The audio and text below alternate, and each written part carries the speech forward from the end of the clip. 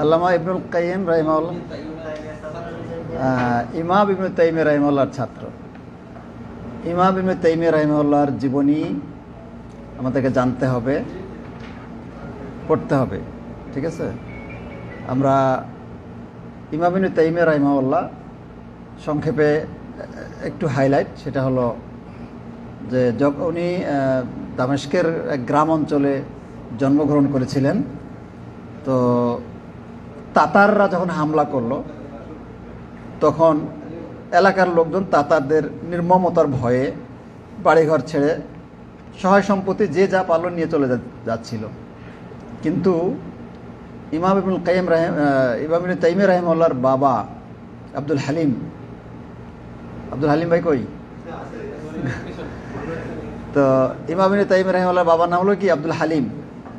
তো উনি কি করলেন, ওই কয়েক গাড়ি তার বই পুস্তক নিয়ে উনি পালাচ্ছেন। তো লোকজন এসে বলছে, যান বাঁচে না, তুমি বই পুস্তক নিয়ে যেতেছ। কিন্তু উনি কারো কথা শুনে না, বই পুস্তক নিয়ে গেছেন। তারপরে দামেস্কের উনি সব থেকে বড় যে মসজিদ জামে, সেটার ইমাম হয়েছিলেন, দার্স দিতেন। তার ছেলে ধীরে ধীরে বড় হলো এবং যখন 22 বছর হলো তখন তার বাবা মারা গেলেন এবং সেই মসজিদের তিনি খতিব হলেন এবং দার্স দেওয়ার সুযোগ তাকে দেওয়া হলো। কিন্তু ওই সময় তাতাররা হামলা করেছিল, তাদের বিরুদ্ধে লড়াই করেছেন, যুদ্ধ করেছেন, সশস্ত্র সংগ্রাম করেছেন। আর মানে আরও দুইটা গোমরাহির বিরুদ্ধে লড়াই করেছেন। একটা হলো সুফিবাদের বিরুদ্ধে, আর একটা হলো দর্শন বা তর্কশাস্ত্র, যেটা আর কি তর্কবিদ্যা, হ্যাঁ, এটার বিরুদ্ধে গ্রিক থেকে আমদানিকৃত খুব ব্যাপকতা লাভ করছিল, যেটাকে ইলমুল কালাম বলা হয় আর কি, সেটার বিরুদ্ধে উনি খুব লাগতেন। তো উনি ছিলেন শিরক এবং বেদাতের বিরুদ্ধে খুব কঠোর। আর সবথেকে বেশি তার খেদমত ছিল তাফসিরের উপরে, এবং ইলম অর্জন করা ছিল তার জীবনের গুরুত্বপূর্ণ বিষয়। তো যাই হোক, তিনি জীবনে এই যে যারা সুফিবাদ বেদাতি যারা এবং কি বলে যে তর্কশাস্ত্রের যারা পণ্ডিত ছিলেন, তারা সবাই মিলে তার বিরুদ্ধে এক হয়ে গিয়েছিল। তার বিরুদ্ধে বিভিন্ন মিথ্যা প্রপাগান্ডা সরকারের কাছে বারবার গিয়ে তারা বিচার দিয়েছিল, তার বিরুদ্ধে অভিযোগ করেছিল এবং সরকারও তাকে বহুবার জেল দিয়ে আটকে রেখেছিল। তার জীবনীতে আছে যে প্রায় 21 বার তিনি জেল খেটেছেন। 21 বার জেল খাটাতে তাহলে একটা মানুষের জীবনে কি থাকে? আল্লাহু আকবার। এবং সর্বশেষ তার মৃত্যুটাও জেলের মধ্যে হয়েছে। তো একবার জেল খাটলেন, জেলের মধ্যে উনি যখন গেলেন, উনি বলতেন যে আমাকে যদি জেলের বাইরে রাখো তাহলে জনগণকে আমি আল্লাহর দিকে ডাকবো, আর যদি আমাকে জেলের মধ্যে রাখো তাহলে আমি নিজে আল্লাহর সাথে সম্পর্ক দৃঢ় করবো, মজবুত করবো। আমার জেলের বাইরে থাকলেই সমস্যা কি, আর ভিতরে থাকলে আমার সমস্যা কি? আমার সমস্যা নয়, সমস্যা আছে তোমাদের আর কি। তো কোনো পরোয়াই করতেন না। ওনাকে জেল দিয়ে মানুষ শান্তি পাইতো না আর কি, শত্রুরা। তুমি তো আরামে আছে, ওনার যে মন খারাপ বা পেরেশানি, বের হইতে হবে, এটা তো কোনো আবেদনই করছে না, শ্বশুরবাড়িতে আছে। আর উনি কি করতেন, জেলখানায় খাতা কলম নিয়ে লেখালেখি করতেন, গবেষণা করতেন। তো একবার তার কাছ থেকে তাকে কষ্ট দেওয়ার জন্য তার খাতা কলমগুলো কেড়ে নেওয়া হলো। তো উনি বলছেন যে জেলখানায় জীবনে এত কষ্ট পাইনি, যেদিন খাতা কলম কেড়ে নিয়েছে সেদিন যে কষ্ট পেয়েছি, অন্য কোনো কিছুতে এত কষ্ট পাইনি আর কি। তো তারপরে তো জানেন আপনারা যে বাবুর্চির কাছ থেকে কয়লা চেয়ে নিয়ে উনি দেয়ালে পুরা কোরআনের তাফসীর লিখে ফেলেছেন আর কি, এবং অনেক কিছু লিখে ফেলেছেন। আল্লাহু আকবার। আর আরেকবার তার বললেন যে আমি জেলখানায় বসে বসে কি করবো, তো আমাকে কিছু ছাত্র মাত্র দাও, আমি বসে সময়টা কাজে লাগাই। তো ছাত্ররা তো আসার জন্য পাগল ছিল তার ওখানে। সুযোগ পেয়ে অনেক ছাত্র চলে আসলো, তাদেরকে শিক্ষা দীক্ষা দিলেন। দিনকাল ভালোই কাটছিল জেলের মধ্যে। শত্রুরা দেখে তো জ্বলছিল যে এটা তো এরা পাঠাইলাম কষ্ট দেওয়ার জন্য, তো ও তো মাদ্রাসা খুলে চালাচ্ছে আর কি, হ্যাঁ, ও তো আরামে আছে। তো কী করো, ছাত্র বের করে দাও। সব ছাত্র বের করে দিল। তো দিলে একটা ছাত্র আর বের হচ্ছে না। দারোগা বা জেলের যে দায়িত্বশীল তাকে মানে হাত পা ধরে কান্নাকাটি, গড়াগড়ি, যে আমি বাইরে যাব না, আমি এখানে থাকবো, আমাকে রাখেন, দয়া করে আমাকে রাখেন, আমি স্বেচ্ছায় এখানে থাকবো। আর ওস্তাদ তো বয়স হয়ে গেছে, তার একটু খেদমতেরও দরকার। তো আমাকে অন্তত দয়া করে আপনারা রাখেন। তার এই কান্নাকাটিতে শেষে তাকে জেলখানায় থাকার সুযোগ দেওয়া হয়। সেই ছেলেটাই হলো ইমাম ইবনুল কাইয়্যিম রাহিমাহুল্লাহ, যুগের শ্রেষ্ঠ ইমাম হয়েছিলেন, ইমাম ইবনে তাইমিয়ার ছাত্র। আল্লাহু আকবার। তো ইমাম ইবনে তাইমিয়ার আরও ছাত্র হলো ইমাম ইবনে কাসির রাহিমাহুল্লাহ, ইমাম যাহাবি রাহিমাহুল্লাহ, এরকম তার ছাত্ররাই হলো এক একজন ইমাম। আল্লাহু আকবার। উনি বিয়ে শাদী করতে পারেন না আর কি, দাঁড়াবারই সময় পায় নাই, কোথায় যে দুরবস্থা তার জীবনে গেছে। আল্লাহু আকবার। যাই হোক, তো ইবনুল কাইয়্যিম রাহিমাহুল্লাহ তিনি বলছেন, ধরেন কোনো ব্যক্তি যদি কবর সম্পর্কে আল্লাহ রাসূল সাল্লাল্লাহু আলাইহি সাল্লামের সুন্নাত এবং কবর সম্পর্কে তার আদেশ ও নিষেধ কি এবং তার সাহাবীদের তরিকা, এই সবগুলোকে যদি একত্রিত করে, অপরদিকে আজকে সমাজের কবরকে কেন্দ্র করে যে কার্যকলাপ লক্ষ্য করা যাচ্ছে অন্যদিকে রাখে, কথা বলছেন, মানে কবর সম্পর্কে রাসূল সাল্লাল্লাহু আলাইহি সাল্লামের নীতি, সাহাবা একরামের নীতি এবং তাদের যে রেখে দেওয়া আদর্শ, সুন্নাহ, হাদিস, সেটা একদিকে রাখেন, আর বর্তমান সমাজে কবরকে কেন্দ্র করে কি চলছে সেটাকে আরেক পাল্লা রাখেন, আরেকদিকে রাখেন, এবার কম্পেয়ার করেন, কথা বলছেন। তো তিনি বলছেন যে তাহলে দেখতে পাবে যে একটি আরেকটির বিরোধী এবং বিপরীত, সম্পূর্ণ উল্টা। এ দুটি একত্রিত হওয়া অসম্ভব, মানে মেলানোর কোনো উপায় নাই যে এটা হাদিস এর সাথে মিল বা সাহাবীদের সাথে মিল, কোনো মিল পাবেন না, সম্পূর্ণ বিপরীত। রাসূলুল্লাহ সাল্লাল্লাহু আলাইহি সাল্লাম কবরের দিকে মুখ করে নামাজ পড়তে নিষেধ করেছেন, অথচ আজ তারা কবরের কাছেই নামাজ পড়ছে। তিনি কবরকে মসজিদ বানাতে নিষেধ করেছেন, অথচ তারা তার উপর মসজিদ বানিয়ে নিয়েছে এবং আল্লাহর ঘর মসজিদের অনুকরণে স্মৃতিসৌধ বানিয়ে নাম রেখেছে তীর্থ বা সমাবেশের পবিত্র স্থান, যে মাজার, ওরস ইত্যাদি অনেক কিছু নাম রাখে আর কি। আল্লাহ রাসূল সাল্লাল্লাহু আলাইহি সাল্লাম যেখানে কবরের উপর বাতি জ্বালাতে নিষেধ করেছেন, তারা সেখানে সার্বক্ষণিকভাবে আলোকসজ্জা এবং বিদ্যুতায়নের ব্যবস্থা করেছে। আল্লাহ রাসূল সাল্লাল্লাহু আলাইহি সাল্লাম কবরস্থানকে ঈদগাহে পরিণত করতে নিষেধ করেছেন। ওই যে হাদিস গেছে, আল্লাহুম্মা লা তাজআল কবরি ওয়াসানান ইউবাদ, হে আল্লাহ, আমার কবরকে তুমি মূর্তি বানায়ো না যার উপাসনা করা হবে। তারপরে আল্লাহুম্মা লা তাজআল কবরি ঈদান, তোমরা আমার কবরকে ঈদ বানায়ো না। ঈদ মানে কি? উৎসবের জায়গা বা উৎসবের ক্ষেত্র, উৎসবের জায়গা তোমরা বানায়ো না, উৎসবের স্থান তোমরা বানায়ো না আর কি, নিষেধ করেছেন। অথচ তারা ওই সমস্ত স্থানকে, কবরগুলোকে উৎসব স্থল এবং ধর্ম অনুষ্ঠানে পরিণত করে সেখানে ঈদের দিনের ন্যায় কিংবা আরও ব্যাপকভাবে তারা মিলিত হয়ে থাকে। মানে ঈদেও এত আনন্দ হয় না বা এত গুরুত্ব পায় না ওদের ওরস, তথাকথিত ওরসে যত গুরুত্ব পায়।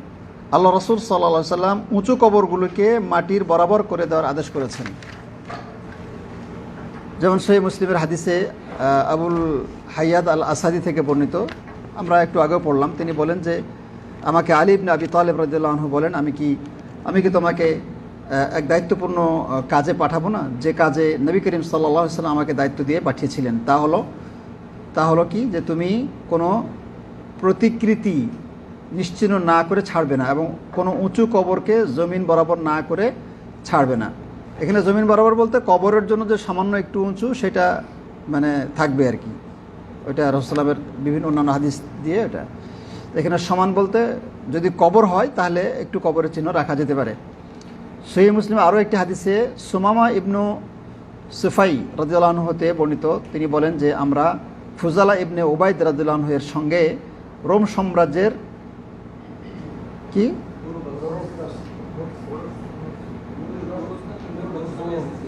ব্রোডস নামক স্থানে ছিলাম। আমাদের এক সাথী, এখানে প্রিন্টিং মিস্টেক আছে, আমাদের এক সাথী সেখানে মৃত্যু হলে ফুজালা সাহাবী আমাদেরকে আমাদের মৃত সাথীকে কবরস্থ করতে এবং কবরকে মাটির সমান করার নির্দেশ দিলেন। তারপর ফজালা বর্ণনা করলেন যে আমি রাসূলুল্লাহ সাল্লাল্লাহু আলাইহি সাল্লামের নিকট থেকে শুনেছি তিনি কবরগুলিকে মাটির সমান করার হুকুম দিয়েছেন। তো সাহাবীরা দেখেন তারা কত উচ্চ মর্যাদার ছিলেন, তারপরও তাদের কবরকে তারা বলতে পারতেন যে আমাদের কবরগুলোর একটু স্মৃতি থাকার দরকার, আমরা সাহাবী ছিলাম, তাই না, তো তোমরা আমার কবরগুলো একটু উঁচু করো। আসেন আমির ভাই আসেন। তো এইভাবে তারা কি করেছেন, তাদের কবরগুলোকে সমান করার চেষ্টা করেছেন। তাদের কবরগুলোকে সমান করেছেন।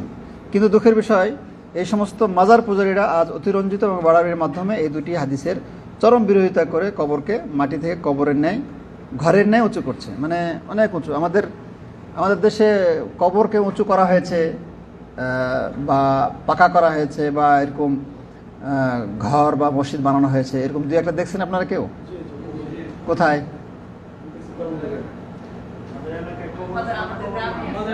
আমাদের গ্রামে আছে অনেক। আয় হায়,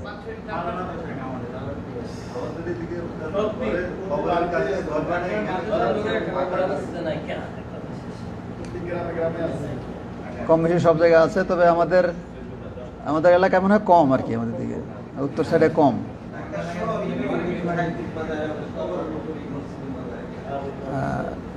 আমাদের এলাকায় আমি দেখি নাই, আল্লাহ আলাম। মসজিদের মধ্যে কবর আছে। আমি দেখছি বাগেরহাটের খান জাহান রহমতুল্লাহর মাজার দেখছি, সেটা তো এমনি তো জমিন থেকে উঁচা করছেই, তারপরে ঘর বানাইছে অনেক মজবুত করে, সুন্দর করে।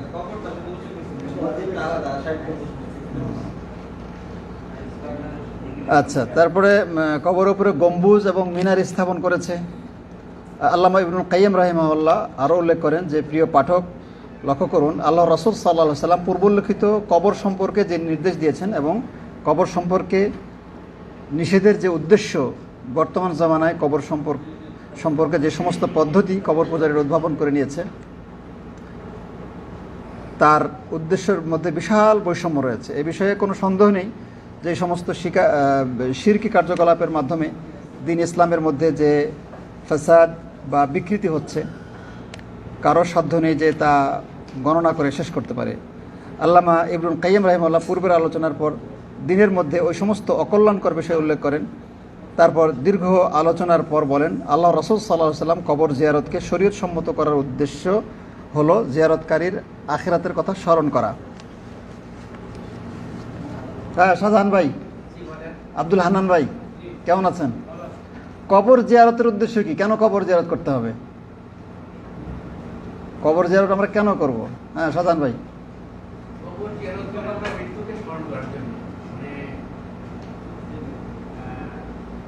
বশির ভাই।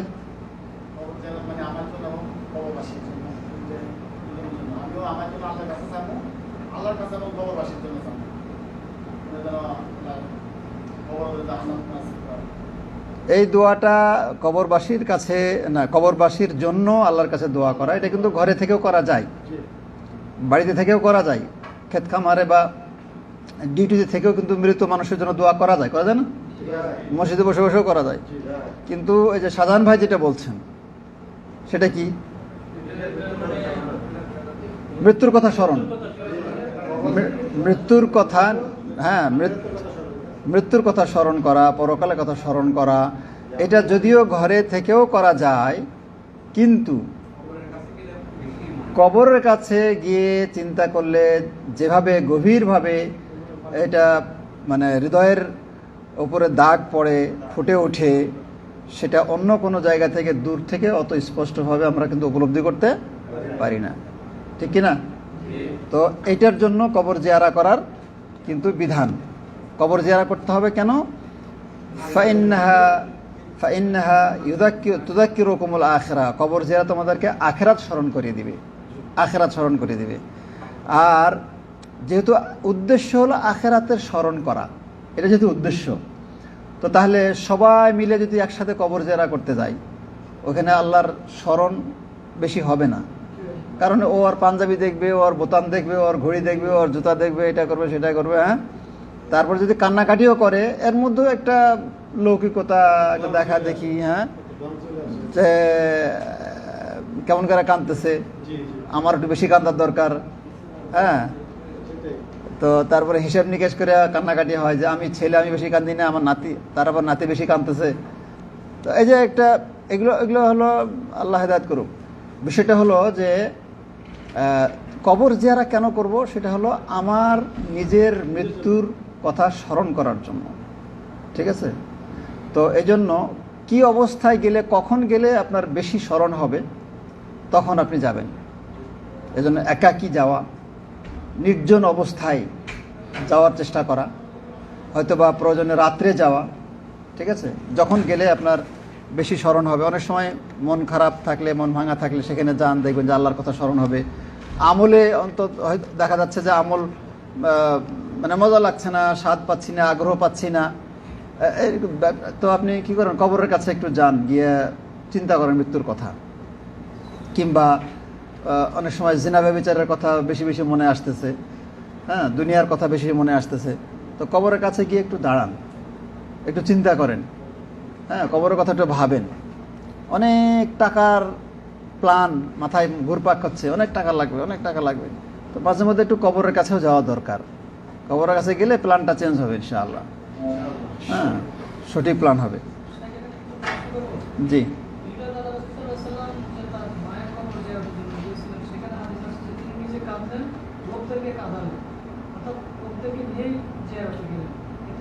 না, সবসময় যে লোকজনকে নিয়ে যাওয়া যাবে না, নিষেধ না, নিষেধ না, কিন্তু রাসূল সাল্লাল্লাহু আলাইহি ওয়াসাল্লাম, হ্যাঁ, সাথে আপনি কবর জিয়ারা করবেন, এটা দূরে যাচ্ছিলেন ওখান দিয়ে, এখন কবরের কাছে যাবেন, তো সবাইকে তো আর বলবেন না যে তোমরা দূরে বসে থাকো, তাই না?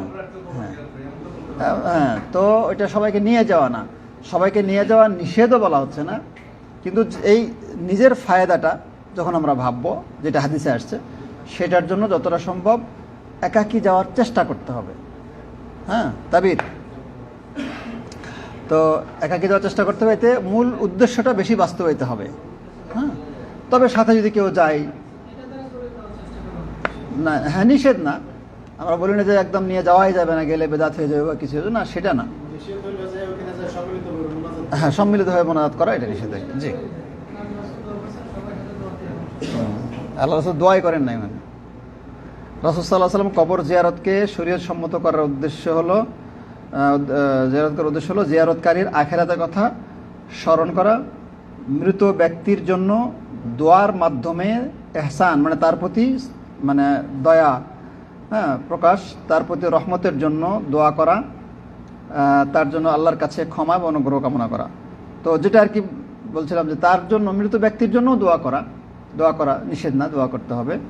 তো সেটা তো কোনো সমস্যা নাই, ওখানে তো করা যাবেই, বাইরেও করা যাবে। আর মৃত্যুর কথা ওখানেও স্মরণ হবে, বাইরেও স্মরণ হবে, কিন্তু ওখানে একাকী গেলে বেশি স্মরণ হবে আর কি। যত সম্ভব একাকী যাওয়াটা ভালো, বা যতটা নির্জনে যেতে পারলে ভালো, বেশি স্মরণ হবে। কিন্তু সাথে যদি কেউ যায়, তাহলে এটা তো নিষেধ করা হয়নি, বেদাত বলা হবে না, যাবে না আর কি। আচ্ছা, এর মাধ্যমে জিয়ারতকারী নিজের এবং মাইয়াতের উপরে এহসান বা অনুগ্রহকারীর মধ্যে শামিল হবে। মানে যে ব্যক্তি কবর জিয়ারা করলো, সে নিজের প্রতিও দয়া করলো, নিজের প্রতি এহসান করলো, কারণ মৃত্যুর জন্য সে প্রস্তুতি নিতে পারছে। তারপরে যে জিয়ারত করলো, তার প্রতিও এহসান করলো, তার জন্য দোয়া করলো আল্লাহর কাছে, তাই না? আজকের মাজার পূজারী এবং মুশরিকরা যাবতীয় শরীয়তসম্মত পদ্ধতিকে পরিবর্তন করে দিনের সম্পূর্ণ নিয়মের বিপরীত করে দিয়েছে। যেমন তারা কবর জিয়ারতের মূল উদ্দেশ্যকে বাদ দিয়ে মৃত ব্যক্তির সাথে শিরক সাব্যস্ত করে মৃত ব্যক্তিকে যেমন বিপদে ডাকা, মৃত ব্যক্তির মাধ্যমে তাকে মাধ্যম করে বা ওসিলা করে দোয়া করা, তারপরে নিজেদের উদ্দেশ্য হাসিলের জন্য মৃত ব্যক্তির কাছে সওয়াল করা, মানে কিছু চাওয়া, তার কাছে বরকতের আশা করা, শত্রুর বিরুদ্ধে বিজয়ের আবেদন করা, অনুরূপভাবে আরও অনেক কিছু আশা করে, তাই না? তো এগুলো হলো বাড়াবাড়ি। দেখেন, মৃত ব্যক্তি সে যত বড় পরেজগার ব্যক্তি হোক না কেন, তাকে তার কবর যদি জিয়ারা করা সম্ভব হয়, কাছাকাছি থাকে, জিয়ারা করব, তার জন্য আল্লাহর কাছে দোয়া করব, ঠিক আছে, এগুলো ঠিক আছে। কিন্তু তার কবর, তার ওসিলা দিয়ে দোয়া করা, অথবা তার কাছে কোনো কিছু চাওয়া, তাই না, এগুলো সব কি দিনের ক্ষেত্রে বাড়াবাড়ি এবং অতিরঞ্জন। আচ্ছা, তেমনিভাবে এর ফলে তারা নিজেদের এবং মৃত ব্যক্তির জন্য ক্ষতি করছে, কেননা মৃত ব্যক্তির জন্য আল্লাহর মাগফিরাত এবং অনুগ্রহ কামনা করা অবশ্যই শরীয়তসম্মত। তবে এই সমস্ত শিরকি কর্মকাণ্ডের মাধ্যমে মৃত ব্যক্তির মাগফিরাত থেকে মাহরুম হয়ে থাকেন আর কি। মানে যদি শিরিক করে, তো মৃত ব্যক্তি কি পাইলো সেখানে? এই যে টাকা দিচ্ছে সেখানে, তাই না, টাকা দিচ্ছে, যে টাকা দিয়ে তাই কী লাভ হলো মৃত ব্যক্তির? পয়সা করে দিচ্ছে, খাবার দিচ্ছে, তো মৃত ব্যক্তি কি পাইলো? এগুলো না দিয়ে যদি মৃত ব্যক্তির জন্য আল্লাহর কাছে হাত তুলতো, দোয়া করতো, তো তাহলে মৃত ব্যক্তির প্রতি এহসান করা হতো। পূর্বের আলোচনা থেকে স্পষ্ট জানা গেল যে মাজারের উদ্দেশ্যে নজর নিয়াজ ও কোরবানি পেশ করা বড় শিরকের পর্যায়ভুক্ত। প্রধান কারণ হলো যে তা আল্লাহর নবীর সুন্নাত বা শিক্ষার বিপরীত কাজ। কোথাও কবরের অস্তিত্ব পাওয়া গেলে তার উপর কোনো প্রকার ভবন নির্মাণ ও মসজিদ প্রতিষ্ঠা করা যাবে না, কেননা যখন তার উপর গম্বুজ নির্মিত, তার কাছাকাছি মসজিদ ও মাজার নির্মিত হলে জাহেল লোকেরা মনে করবে যে তাতে সমাহিত ব্যক্তি উপকার বা ক্ষতির অধিকার রাখে, ক্ষমতা রাখে আর কি, তাই না? এটা মনে করবে। এবং তাদের কাছে যারা বিপদে সাহায্যের প্রার্থনা করে তারা তাদেরকে সাহায্য করেন এটা মনে করবে, এবং তাদের কাছে যারা শরণাপন্ন হয় তারা উদ্দেশ্য পূরণ করবে। এই শিরকি বিশ্বাসের ফলে তারা কবরবাসীর উদ্দেশ্যে নজর নিয়াজ এবং কুরবানি পেশ করবেন। এক পর্যায়ে এগুলো কোনো একদিন প্রতিমা এবং মূর্তির অনুরূপ উপাস্য হয়ে দাঁড়াবে এবং আল্লাহ ছাড়া তার ইবাদত শুরু হয়ে যাবে আর কি। তো দেখেন, কবরে সেজদা করা তো বড় শিরক না? কবরে মানত করা কি শোনেন? কবরে মানত করা বড় শিরক। কবরের নামে পশু জবাই করা এটা বড় শিরকই। কবরের কাছে দোয়া করা বড় শিরক। কিন্তু একটা মানুষ কবরের কাছে দোয়া করলো না, মান্নত করলো না, কোনো কিচ্ছু করলো না, খালি কবরটা পাকা করে দিয়ে চলে গেল আর কি। কেন পাকা করলো? তাকে খুব ভালোবাসে আর কি, খুবই ভালোবাসে। এই ভালোবাসা থেকে সে একটা কবর পাকা করে দিয়ে চলে গেল। এখন এই কবরটা পাকা করলো, এটা কি জায়েজ না শিরক না হারাম? কি এটা শিরক। এটা ছোট শিরক না বড় শিরক? কেউ বলছে বড় শিরক, কেউ বলছে ছোট শিরক। হ্যাঁ, বড় শিরক না ছোট শিরক? ছোট না বড়? কেউ বলে বড়, কেউ বলে ছোট।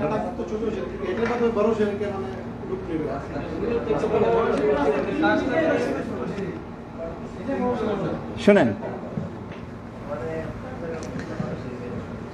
এই কোনো কবরে উঁচু করা, পাকা করা বা এটা কিছু একটা করা,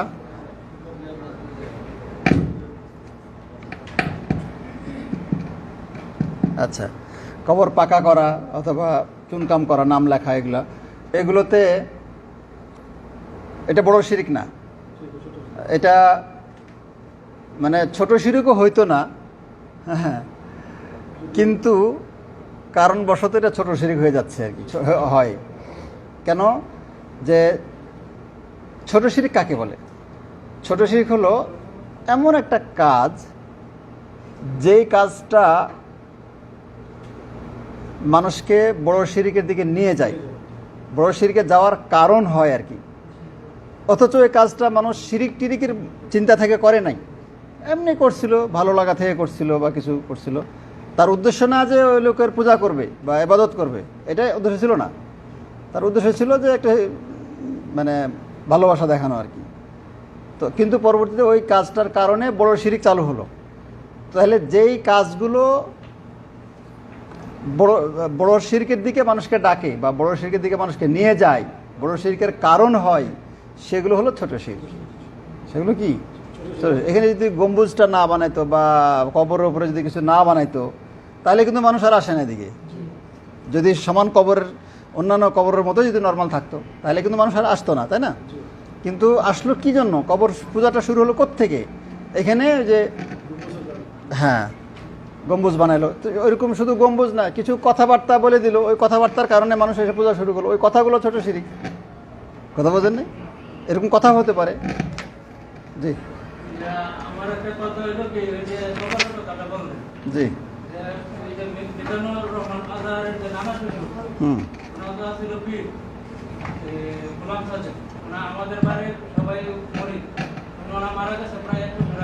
আচ্ছা,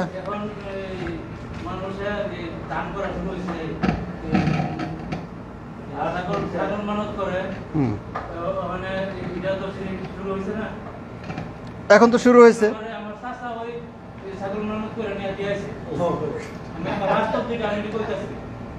না, এটা তো বড় শিরক শুরু হয়ে গেছে অবশ্যই। শিরিকের যারা আড্ডা খুলবে এটা হলো ছোট শিরিক। আর যদি তওবা না করে তাহলে ছোট শিরিকও বড় হয়ে যেতে পারে আর কি।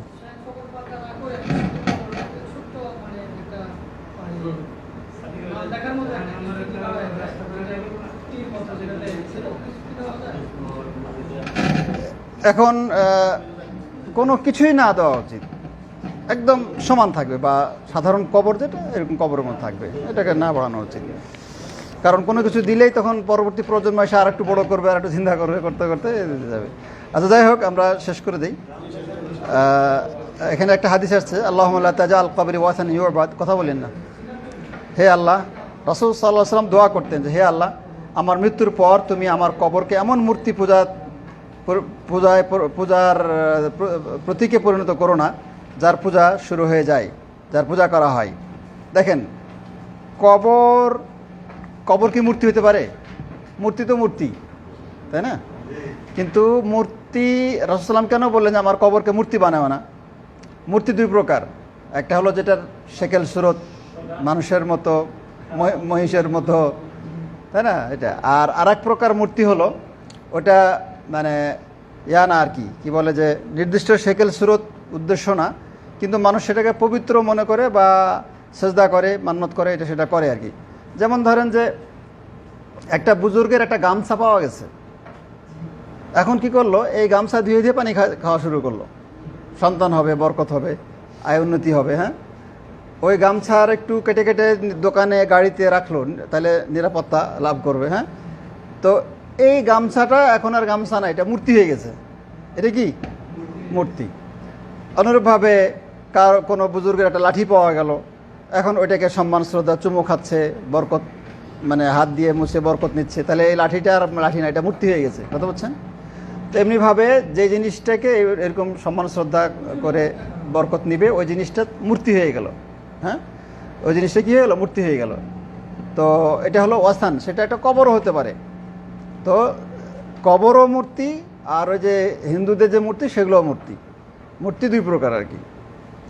তো রাসূল সাল্লাম বলছে যে আমার কবরকে মূর্তি বানায় না যার পূজা শুরু হয়ে যাবে আর কি। তো দেখেন, এখানে আজ অনেক মুসলিম দেশে তার বাস্তব প্রতিফলন দেখা যাচ্ছে। তবে আল্লাহ পাক তার রাসূল সাল্লাল্লাহু আলাইহি ওয়াসাল্লামের দোয়ার বরকতে তার কবরকে এই সমস্ত শিরক কার্যকলাপ থেকে সুরক্ষা করেছেন।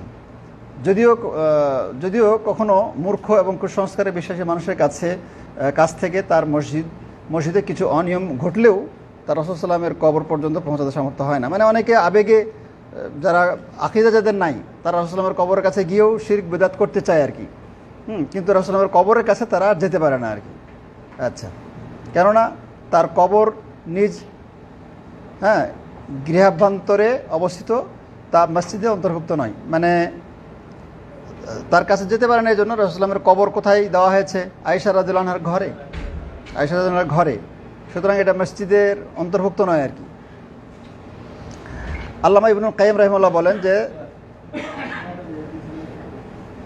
তার নুনিয়াহ নামক কবিতায়, নুনিয়াহ নামক কবিতায় এ সম্পর্কে একটি কবিতা উল্লেখ করেন, ফাস্তাজাবা রাব্বুল আলামিন দুআহু ওয়া আহাতা বিসালাসাতিল জুদরান। আল্লাহ রাব্বুল আলামিন তার রাসূলের দোয়া কবুল করেন, তিনটি দেয়াল দ্বারা তার কবরকে বেষ্টন করে রাখলেন আর কি। তো যাই হোক, আমরা আজকে যেটা আকীদার ব্যাপারে আলোচনা করলাম সেটা হলো যে অতিরঞ্জন এর ফলাফল হলো কবর কেন্দ্রিক যত শিরক, শরীয়ত সম্মত আইন কারণ নিয়ম কারণগুলো না মানার কারণে সমস্ত কবর পূজা, কবরের কেন্দ্রিক শিরকগুলো চালু হয়েছে। এ ব্যাপারে আমাদের সবাইকে সচেতন হতে হবে। কবর নিয়ে কোনো প্রকার অতিরঞ্জন বা বাড়াবাড়ি করা যাবে না। আল্লাহ আমাদের সবাইকে বোঝার তৌফিক দান করুন।